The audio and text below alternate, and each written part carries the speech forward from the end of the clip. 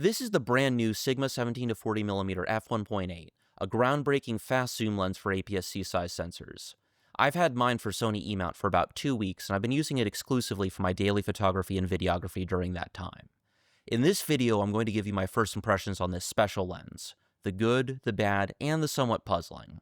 Before we get into the video, I just want to say that I bought the 17 to 40mm with my own money, and as far as I know, Sigma has no idea that I exist. If you appreciate honest, technically literate reviews, please consider hitting the like button and subscribing to the channel. I'm trying to hit 1,000 subscribers by the end of the year, and more than 95% of my viewers aren't subscribed yet. Before we get into my impressions, let's rewind a little bit and talk about why I bought this lens in the first place. I recently made a video talking about how I was selling my 3 Sigma Contemporary Series prime lenses for Sony APS-C cameras, the 16mm, 30mm, and 56mm, to fund my purchase of the 17 to 40. I'd appreciate it if you gave that video a watch, but the short version is that I realized that when it comes to camera lenses, if I'm going to be using a set of primes, I'd rather have the fastest, cleanest glass I can attach to my camera, even if those lenses are large and heavy. On the other hand, if there are external constraints on my lens selection, such as the need to protect my back from a backpack full of camera gear while traveling, I'm okay sacrificing a little bit of light gathering capability to simplify my loadout. I picked up the Sigma 17 to 40 because it seemed like the option that represented the fewest compromises. But is that actually the case? Let's get into it. Let's start off by talking about what you all probably want to hear about the most, which is image quality. And honestly, the image quality this lens is capable of has been pretty impressive so far. I took it out to a park with my Canon DSLR shooting friend last weekend, and I got some really beautiful shots. It's not quite Viltrox Pro level sharp, but it's still more than sharp enough for my needs. I can't give a definitive verdict yet on which focal lengths and apertures are its sweet spots. That's something I'll cover in the full review after some more testing. Bokeh at 40mm f1.8 is very pleasant. Again, it's not as smooth or dramatic as my Viltrox 75mm, but it separates the subject nicely without feeling busy. Vignetting has been minimal, and I haven't noticed any issues with flaring. However, I do think it's worth taking a minute to talk about distortion. I didn't really see this highlighted in the embargo reviews that I watched prior to purchasing the lens, but it does have some pretty noticeable barrel distortion if you've got straight lines in your frame, and Lightroom doesn't yet have a profile to correct it.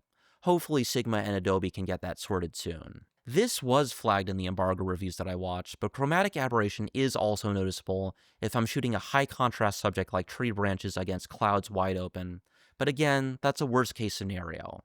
On the positive side, there's essentially zero focus breathing, which is awesome for video shooters. The 11-inch minimum focus distance also seems totally usable for my everyday shooting, including taking pictures and videos of small animals in close quarters. I'll be putting this lens to the test filming my next IEM review to see what it can really do in this department, though. I am not going to comment much on color or contrast here because I shoot RAW and S-Log exclusively for photo and video respectively, so the straight-out-of-camera look really isn't relevant for me. So far, autofocus has been solid overall for photo and video. With both people and animal subject recognition, it locks on quickly and tracks well most of the time.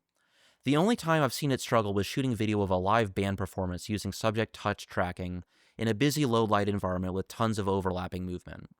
It occasionally jumped to the wrong subject, but honestly, that's kind of an autofocus worst-case scenario for any lens-body combination, so I'm not too surprised.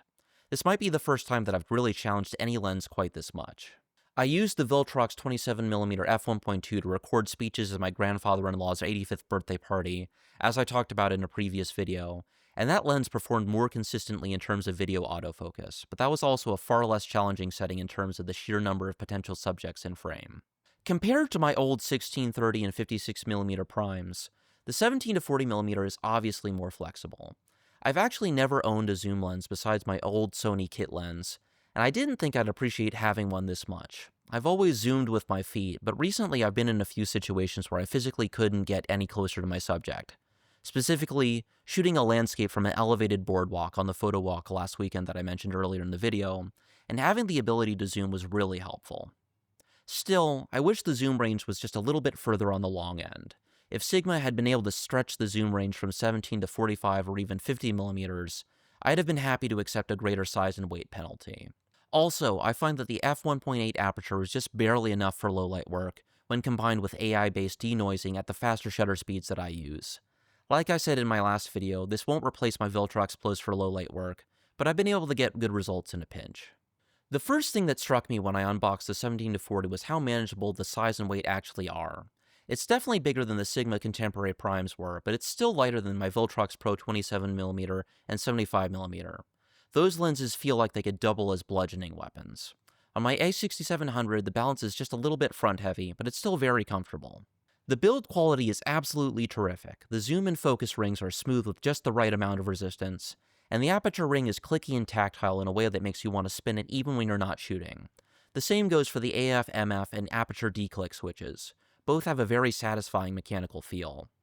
One thing I really appreciate is the internal zoom design. I've been using this lens with my Sony a6700 on a new Phaotech Scorp C2 gimbal, which I'll be reviewing here on the channel soon, and not having to rebalance the gimbal every time I change focal lengths is a huge quality of life upgrade. Sigma includes a lens hood in the box, but I haven't been using it, mostly because I prefer to keep the footprint of the lens as small as possible. It's got the same 67mm filter thread as the Sigma 16mm f1.4, so I was able to reuse my existing filter step-up rings. And yes, it fits comfortably in both my Domkey camera pouch and my Green Room 116 sling bag without issue. So those are my first impressions after about 2 weeks of use. Overall, this feels like a lens that's going to spend a lot of time mounted to my camera, especially for travel and gimbal work. In the words of a mentor from a completely different hobby of mine, I think that this lens solves for my 80%. That is, it capably handles the most common 80% of scenarios that I expect to encounter as a hobbyist photographer and videographer. But I've still got a few things to test in depth. Sharpness across the frame at different focal lengths, more low-light video autofocus stress tests, how well it handles small object photography, and finally, I haven't had a chance to fully test the manual focus experience yet. If there's something specific you want me to test, please drop it in the comments. I read them all, and I try to reply to as many of them as possible. If you found this helpful, don't forget to like and subscribe so you don't miss the full review. Thanks for watching until the end of the video. I appreciate it more than you know. Until next time, this is Bedrock Reviews, signing off.